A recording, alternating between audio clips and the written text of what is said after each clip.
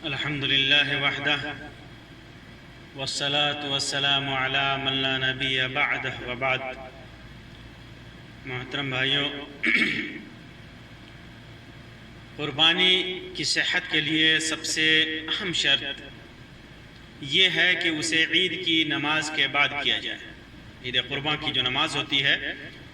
اس کے بعد کیا جائے، یہ سب سے اہم شرط ہے قربانی کی قبولیت کے لیے۔ اگر کسی نے نماز سے پہلے قربانی کر دی تو اس کی قربانی صحیح نہیں ہوگی، اسے اس کے بدلے میں دوسرے جانور کی قربانی کرنی ہوگی۔ رسول اکرم صلی اللہ علیہ وسلم نے ارشاد فرمایا، من ضحى قبل الصلاة فإنما ذبح لنفسه ومن ذبح بعد الصلاة فقد تم نسكه وأصاب سنة المسلمين۔ امام مسلم نے اس کو روایت کیا ہے اپنی صحیح کے اندر کہ جس نے نماز سے پہلے قربانی کی اس نے اپنے لیے ذبح کیا، صرف گوشت کھانے کے لیے ذبح کیا، اور جس نے نماز کے بعد ذبح کیا اس کی قربانی پوری ہو گئی اور اس نے مسلمانوں کے طریقے کے مطابق کیا۔ اور ایک روایت میں ہے من ذبح قبل الصلاة فلیذبح شاة مکانها۔ امام بخاری اور مسلم نے اس کو روایت کیا ہے اپنی صحیح کے اندر کہ جس نے نماز سے پہلے جانور ذبح کر دیا اسے اس کی جگہ دوسری بکری قربانی کرنی ہوگی۔ براء بن عازب رضی اللہ عنہ سے مروی ہے کہ اللہ کے رسول صلی اللہ علیہ وسلم نے قربانی کے دن خطبہ دیا اور فرمایا کہ وَلَا يَذْبَحَنَّ أَحَدٌ حَتَّى يُصَلِّ، تم میں سے کوئی شخص قربانی نہ کرے یہاں تک کہ نماز پڑھ لے۔ امام مسلم نے اس کو روایت کیا ہے۔ اگر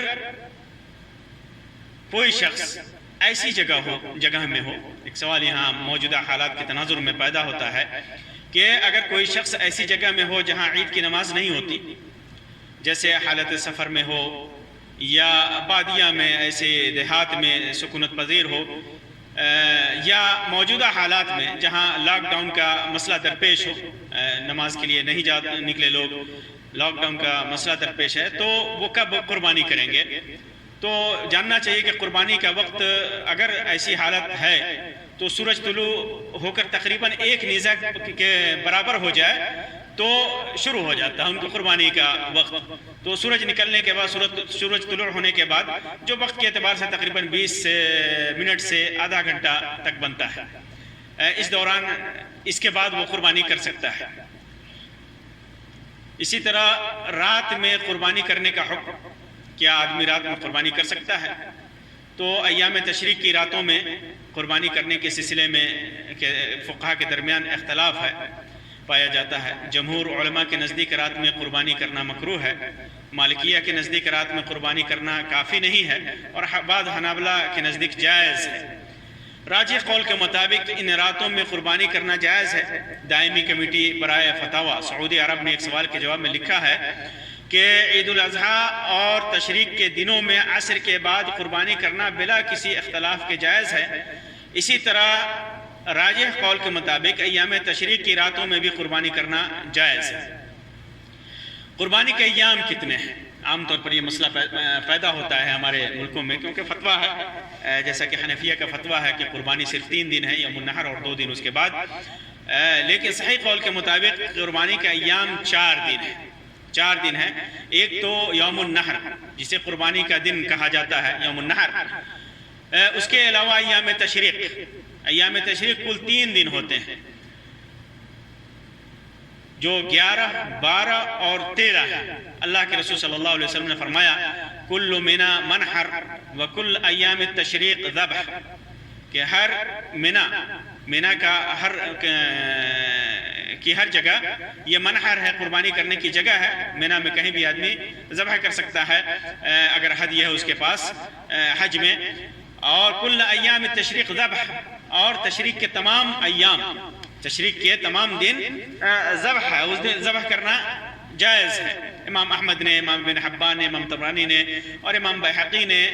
اس کو روایت کیا ہے، امام البانی نے سلسلہ صحیحہ کے اندر اس کو صحیح قرار دیا ہے۔ تو ایام التشریق کل 3 دن ہیں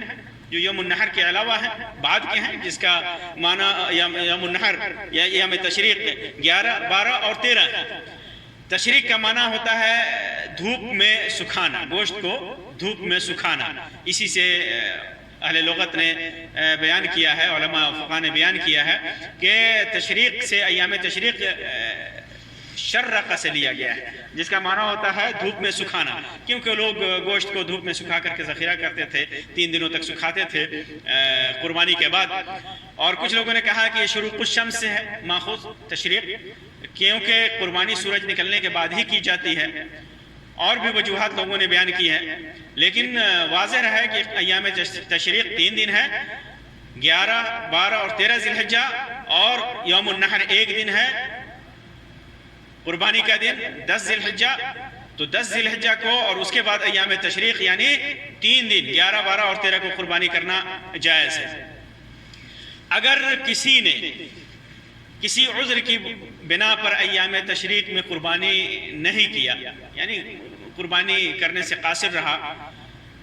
جیسے 13 تاریخ کا سورج غروب ہو گیا اور اس کے بعد قربانی کی، 13 تاریخ کا سورج غروب ہو گیا 13 ذی الحجہ کا، اور اس کے بعد قربانی کی تو صحیح نہیں ہے۔ جس طرح قربانی عید کی نماز پڑھنے سے پہلے ذبح کیا تو صحیح نہیں ہوئی، اسی طرح 13 کے غروب شمس کے بعد قربانی کیا تو صحیح نہیں ہوگی۔ لیکن اگر کوئی عذر درپیش ہو اور وقت نکل جائے، جیسے قربانی کا جانور کبھی کبھی ہوتا ہے بھاگ جائے، اور اس کے بھاگنے میں اس کی کوئی کوتاہی کا دخل نہ ہو، اس کی کوتاہی کی وجہ سے قربانی نہیں بھاگا ہے، اور وہ جانور وقت نکلنے کے بعد ملتا ہے یا کسی کو وکیل بنایا کہ میری طرف سے قربانی کر دینا، اور وہ بھول گیا، وکیل بھول گیا، تو وقت نکلنے کے بعد بھی ذبح کر دے تو انشاءاللہ قربانی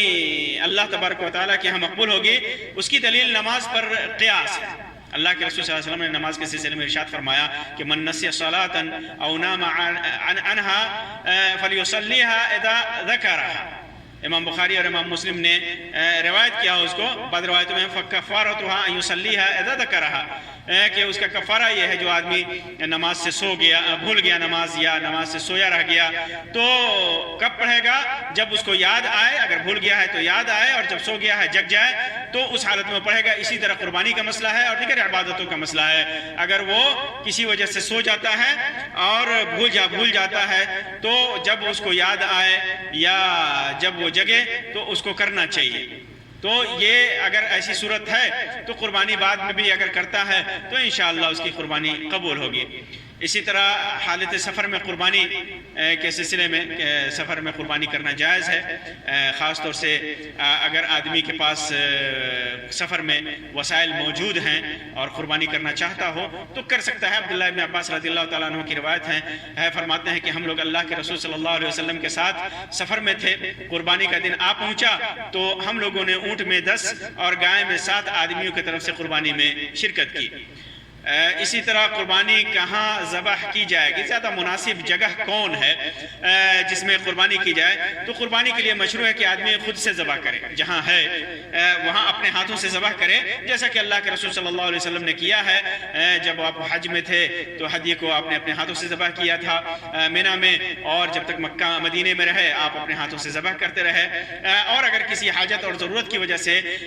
کسی کو کہیں اور مکلف کرتا ہے، جیسے آدمی باہر کام کر رہا ہے وہاں نہیں کر سکتا، اپنے گھر والوں کے پاس کرنا چاہ رہا ہے، تو کسی کو مکلف کر سکتا ہے ذبح کرنے کے لیے، یا خود کسی وجہ سے نہیں کر سکتا اور کسی کو صدقہ و خیرات دے دیتا ہے کہ یہ میری طرف سے قربانی کرنا کسی اور ملک میں، جیسا کہ عام طور پر ہوتا ہے کہ دولت والے لوگ، مالدار لوگ، عرب کے لوگ خاص طور سے اپنی قربانی کے جانوروں کو دوسری جگہوں پر غریبوں اور محتاجوں کو دیکھتے ہیں کہ یہاں ضرورت ہے تو وہاں بھیج دیتے ہیں اور کسی کو مکلف کر دیتے ہیں، وہ قربانی کر دیتا ہے، تو یہ جائز ہے۔ اور خاص طور سے جگہ کے سلسلے میں اگر عیدگاہ میں انتظام ہے قربانی کرنے کا، اللہ کے رسول صلی اللہ علیہ وسلم کیا کرتے تھے عیدگاہ میں، جیسا کہ روایتوں میں ہے کہ اللہ کے رسول صلی اللہ علیہ وسلم نے عید کی نماز پڑھائے، خطبہ دیا اور اترے، اور آپ کے پاس ایک میڈھا لایا گیا اور آپ نے اس کو بسم اللہ اللہ اکبر کہہ کر کے آپ نے ذبح کیا، پوری دعا پڑھ کر کے آپ نے ذبح کیا۔ تو عیدگاہ میں اگر وسائل ہیں اور آپ کر سکتے ہیں بلا کسی مشقت کے، بلا کسی پریشانی کے، تو کریں، زیادہ بہتر ہے۔ اور اگر عیدگاہ میں انتظام نہیں ہے تو جہاں بھی سہولت ہو وہاں کریں، اگر گھر میں سہولت ہے تو گھر میں کریں، اور اگر مجزرہ یا جہاں قربانی جانور ذبح کیے جاتے ہیں وہاں اگر آسانی ہے کیونکہ وہاں گوشت بنانے میں چیک وغیرہ جو ہے جزار وغیرہ موجود ہوتے ہیں وہ بناتے ہیں، وہاں بھی قربانی کر دیں تو کوئی حرج نہیں ہے۔ یا یہ کہ موجودہ حالات کے پیش نظر بعض ممالک میں حکومت کی گائیڈ لائن آتی ہے، حکومت کی حتیٰ کہ عرب ممالک میں بھی حکومت کی گائیڈ لائن ہوتی ہے کہ آپ صرف مجزرے کے اندر جہاں قربانی کے جانور کے لیے جانوروں کو ذبح کرنے کے خاص جگہ ہوتی ہے جہاں پر حکومت کی طرف سے لائسنس یا اجازت نامہ ملا ہوتا ہے وہ وہاں پہ ذبح کرنے گائیڈ لائن ہوتی ہے، ہر جگہ ذبح نہیں کر سکتے۔ یہ سب گندگیوں سے بچنے کے لیے ہوتا ہے، گندگی اور بعض مشاکل اور پریشانی سے بچنے کے لیے، اور خاص طور سے وہ ممالک ہندوستان وغیرہ اور نیپال وغیرہ اور دیگر ممالک جہاں پر مسلمانوں کے ساتھ کچھ مسائل ہیں وہاں اگر حکومت کی کوئی گائیڈ لائن ہوتی ہے تو وہاں اس گائیڈ لائن کا اعتبار کرنا چاہیے، اس کو فالو کرنا چاہیے، اس کو ماننا چاہیے اور وہیں پہ اور اسی طریقے پہ ذبح کرنا چاہیے۔ بس خیال رہے کہ قربانی کی جو شرائط ہیں، جو واجبات ہیں، جو مستحبات ہیں اور جو آداب ہیں اس کا خیال رکھیں۔ اللہ تبارک و تعالی ہمیں توفیق دے کہ ہم سنتوں کے مطابق عمل کر سکیں اور اللہ تبارک و تعالی ہمارے تمام اعمال کو قبول فرمائے۔ آمین یا رب العالمین، وآخر دعوانا ان الحمدللہ رب العالمین، وصلی اللہ علی خیر خلقہ وسلم، والسلام علیکم ورحمۃ اللہ وبرکاتہ۔